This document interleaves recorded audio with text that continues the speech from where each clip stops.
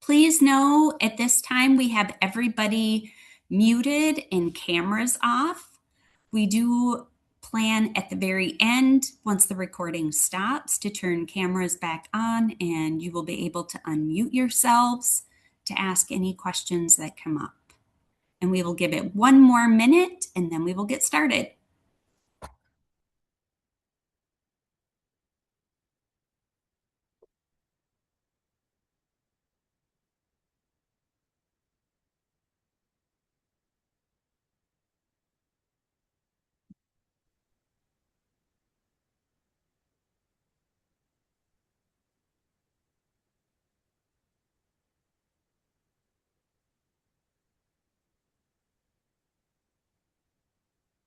Again, welcome everybody.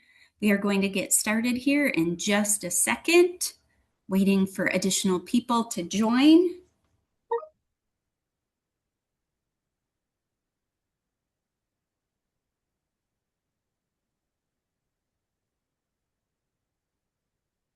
Again, please note that everyone's camera is off and you are muted. That will change once we stop recording. All right, we will get going. Welcome everyone, and thanks for joining today. My name is Leslie Witowitz, and I am the Development Manager for Central Minnesota Jobs and Training Services. We have received funding through the Paid Leave Outreach Grant to support our work. In partnership with Minnesota Manufacturers Association, we are offering a series of training sessions, which this is one of. I know carving out time isn't easy, so I appreciate you being here. Today comes down to one practical question. What happens when several people are out on Minnesota paid leave at the same time? And how do we keep things running when that hits? Because this is a virtual session, please don't wait for the formal Q&A. Drop your questions in the chat as they come up. If I don't weave them in as we go, I will do my best to answer them at the end. Please note, this is an interactive session where there will be some polls and comments that I am requesting of you. So let's dig in. Let's get started by getting a read here on the room. If you could go ahead and answer in the chat, have you already had an employee take paid leave? Or are you bracing for one that's coming? There is no wrong answer here. If you've been through it, you've got some hard-won lessons. If you're preparing, you have the advantage of some lead time. Either way, you're in the right place. I'll give it a few seconds, and then Rebecca, can you share what you are seeing in the chat?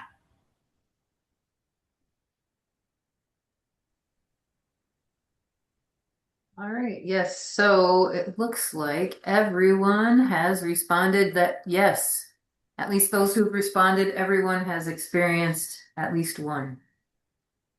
Well, that's good. You have all learned some hard-won lessons. Here's another quick gut check. On a scale of 1 to 10, how confident are you that your team could handle 3 overlapping leaves right now? Drop your number in the chat. Don't think about it. It's your first instinct. I'm not after a right answer here. I just want to see the spread because that range usually tells its own story. Keep your number in mind because we're going to circle back at the end and see if it's moved. Rebecca, can you share what some of the numbers you're seeing are in the chat? All right, well, it looks like the majority of people are somewhere between a 1 and a 3, but we do have a few people who are between a 6 and a 10. So keep in mind, those of you who put a 6 through a 10, that you're very confident you could handle those overlapping leaves, we may ask you to share some of your successful strategies at the end of this presentation. All right, let's take a moment to establish a solid foundation before we dive into the specifics. Minnesota paid leave took effect January 1st, 2026. and it covers both medical and family leave for eligible employees. 3 things worth noting. First, the foreseeable leave, such as parental leave or a planned surgery, employees have to give advance notice. And that notice is really a gift because it's your chance to forecast and plan. Second, overlap is realistic. It's not a rare case. Flu season, waves of births, and suddenly several people are out at once. And third, job protection applies. So your coverage plan has to work around the leave. Never pressure someone out of taking it. Hold those 3 in mind as we continue through the presentation. So, where do you start? Not everywhere at once. Start with your fragile roles. These are the positions where one person holds knowledge or authority that nobody else can quickly step into. For example, the only person who knows the payroll system, the one nurse with a specific certification.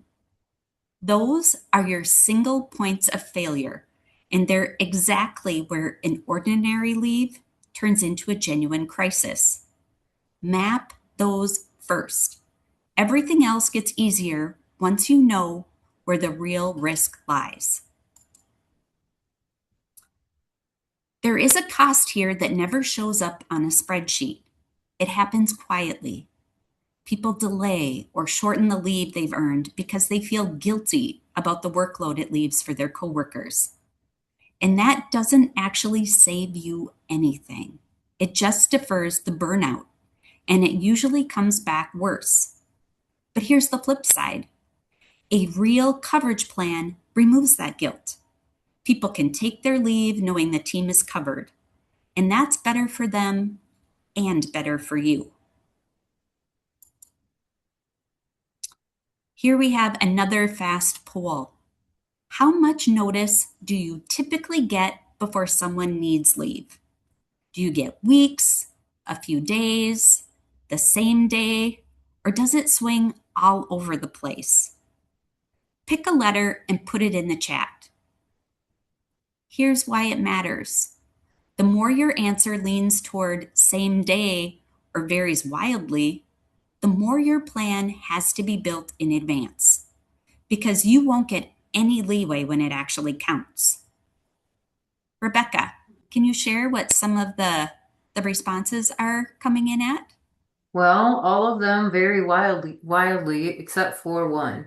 That is a few days. But otherwise, it appears that everybody's got quite a variation in what they're getting. All right. Now the good news. Plenty of employers are already handling this well, and it comes down to 4 levers. The first, cross-training. Build a simple coverage matrix so 2 or 3 people can cover each critical function. Second, develop flexible staffing, per diem pools, temp agency partnerships, float staff you can pull in on short notice. Third, offer smart incentives, premium pay or coverage bonuses so people volunteer for the extra load instead of dreading it. And fourth, some forecasting, having leave calendars and worst case overlap modeling so you're planning, not scrambling. You do not need all 4 of these on day 1. Pick the one that fits your business and start there. I do have how-to guides and templates for each of these levers that I'll share with you at the end. A couple of honest lessons from employers who've done this. The plans that work, cross-training, and shared leave calendars. Work because they were built before the crunch, not during it. Trying to create this in the middle of 3 overlapping leaves is already too late. The second lesson, start small. 1 backup per critical role, having 1 shared calendar. Get that started and working, then refine it. Don't let the perfect version keep you from building the good enough version. Let's take a moment, about a minute. I want to suggest a mindset shift. What if you treated paid leave coverage like you treat vacation planning? Nobody panics about vacations because we forecast them. Paid leave can work the same way: planned, visible, routine, instead of a fire drill every time. As you think about it, drop one thought in the chat about what that shift would change for you. And then, Rebecca, as the comments come in, could you share some of those?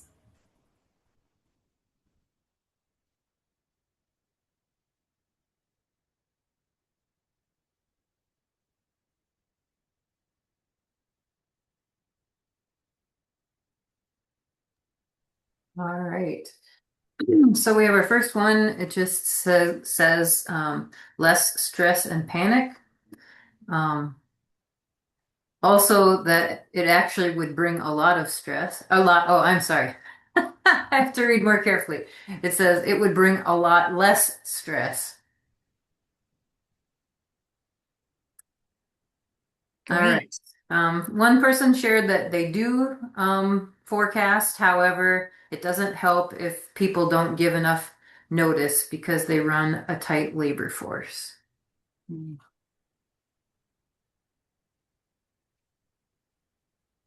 Well, if you are a small employer, there are some resources to help you when you run a tight labor force. The other tool available, again, if you're a small employer, is the Minnesota Paid Leave Small Employer Assistance Grant, or the SEAG program. The next few slides will cover some basics about the program, provide some specifics about the funding, and details about how employers can apply. The Small Employer Assistance Grants Program is a specific paid leave program, not to be confused with other state programs for small employers. For example, Deed has a small business assistance office. This grant is specifically from paid leave. It's focused on helping paid leave designated small employers manage the costs when they have an employee who goes out on paid leave. Keep in mind, it is a reimbursement program, meaning that you must first incur and pay out costs in order to receive grant funds. So, who can apply? There has been some confusion amongst employers about being a small employer versus a paid leave small employer. Under Minnesota paid leave statute, a small employer is defined as an employer with 30 or fewer workers each quarter, and they must pay an average wage of no more than 150% of the statewide average wage. No need for you to calculate all that yourselves. Premium rate notices were sent to employers by mail in late 2025. These notices specified whether you qualified as a small employer under paid leave. And the premium rates are calculated and sent to employers each year.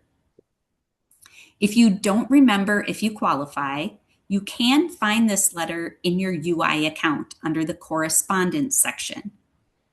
Premium rate designations are based on the wage detail reports employers submit through your UI employer account. It is important that wage details are updated on a regular basis. Some small employers, if you have multiple UI accounts with different EANs, you should ensure that your wage details are updated in all active UI accounts to ensure that the premium rates are calculated correctly. To qualify for this program, employers must also be in good standing with the Minnesota Secretary of State, which may include registering if you are previously not registered. Nonprofits must be registered as a charitable organization with the Minnesota Attorney General's Office. Employers must not be suspended or disbarred in Minnesota by any federal or state agency. Employers must be registered with SWIFT to receive your grant payment. These qualifications apply to businesses outside of Minnesota as well, who have employees working in Minnesota who qualify for paid leave. So, how much grant funding is available? Grants offer reimbursement up to $3,000 per approved leave event and a maximum of $6,000 per employer each year. There is some Is there a question? All right. There is some confusion here when employers have employees who have taken multiple leave events consecutively. Each leave event is treated separately. So if an individual takes medical leave and then the bonding leave or parental leave, those are treated as two separate events. And so you could get reimbursed up to $3,000 for each event.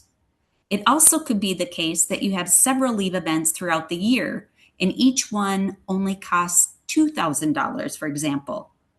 You could be eligible for 3 separate grants under 3 different paid leave events to reach your max amount of $6,000 for the year.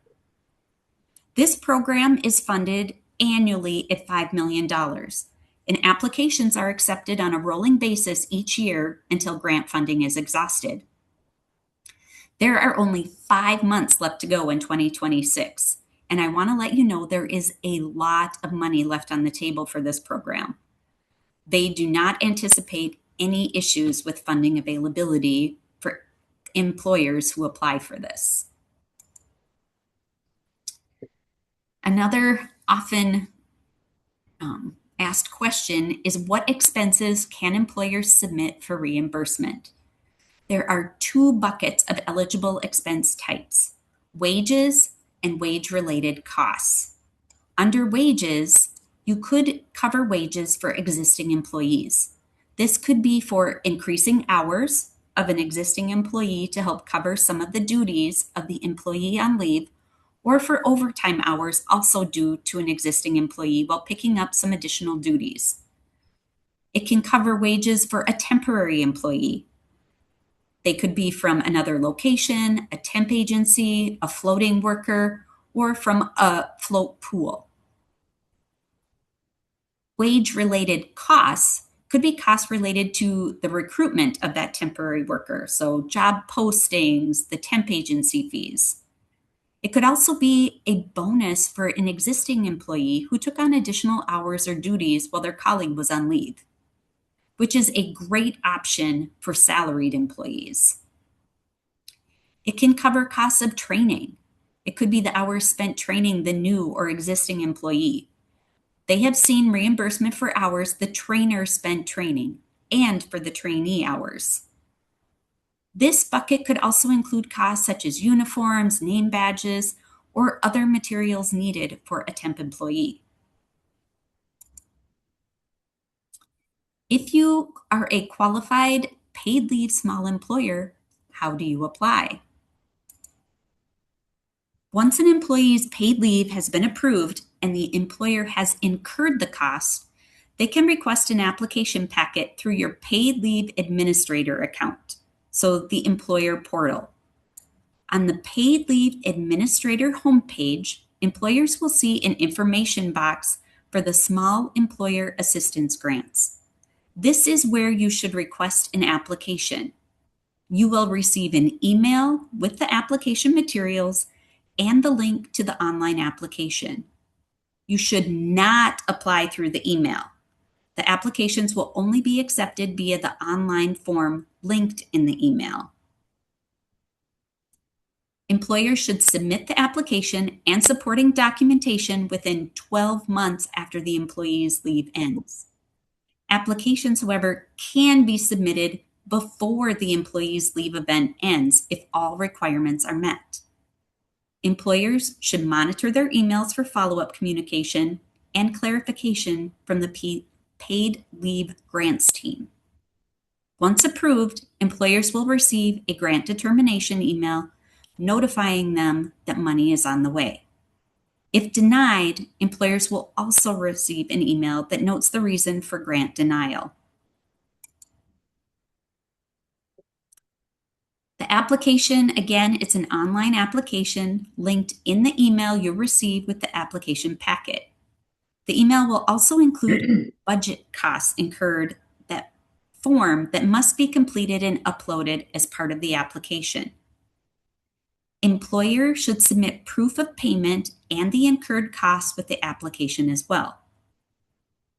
Kind of see the examples there: paid invoices, some receipts, your payroll, any paid checks, or timesheets are all great examples of items that you could submit with your application. In order to receive grant funds, employers must be registered as a payment supplier in SWIFT. It is a vendor payment system. Though not required to submit the application, it is suggested that employers start this registration process right away. There are guides for this that can be shared, which are also available on the SWIFT resource webpage.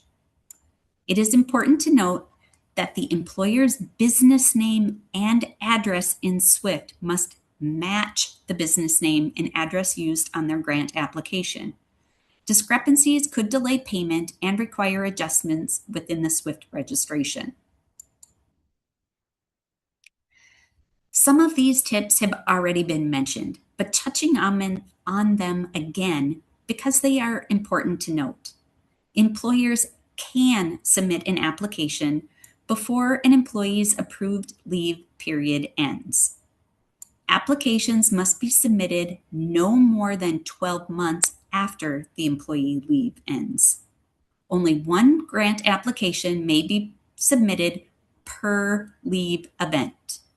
Employers must request a new application packet for each grant so that each grant has a unique grant request ID. Bonding and medical leave are two separate leave events. Employers should update their wage details quarterly on UI under all EAN accounts for at least the 4 previous quarters and then every quarter into the future. And bonuses are a good way to compensate salaried employees. So, what's next for paid leave?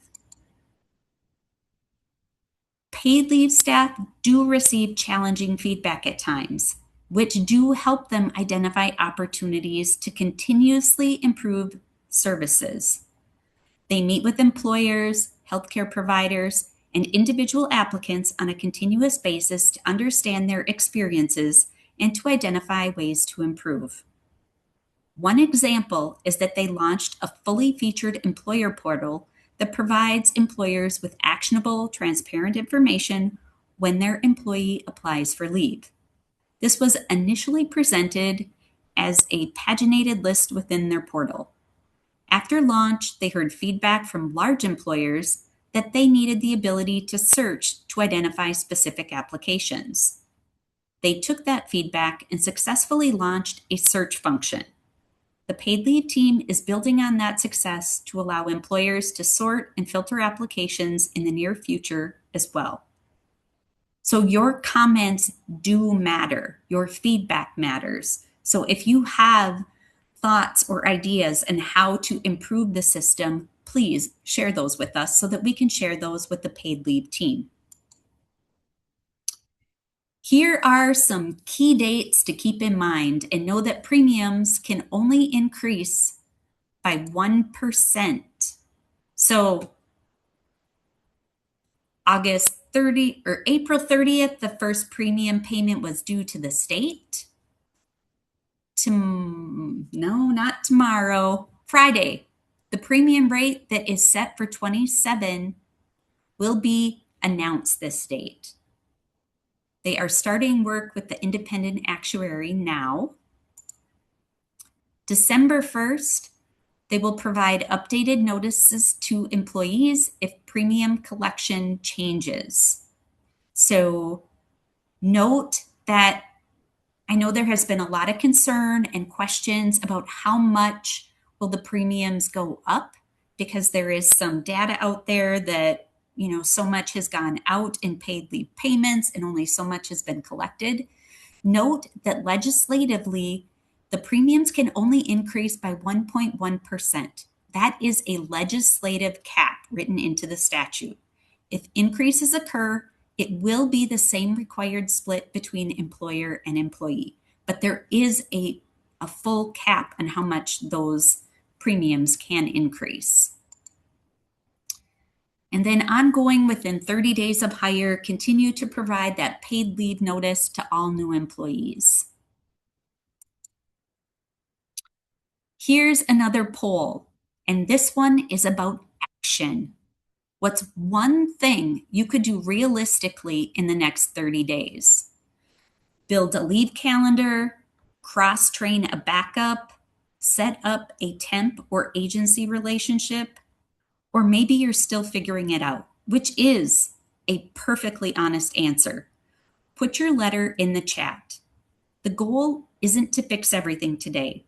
It's for you to walk away with one concrete next step you'll actually take and be accountable to the action that you choose. Rebecca, can you share what some of the letters are coming in at? Yep, most of them are either B's or D's, but we do have one A. Nice. That is awesome. All right, here we are at the end of my presentation. I mentioned at the beginning we would circle back to this. On a scale of 1 to 10, how confident are you that your team could handle 3 overlapping leaves right now? Now, I want you to think about that they wouldn't happen tomorrow, but you have a little bit of time to work on that actionable step you chose. So, thinking along those lines, drop your number in the chat.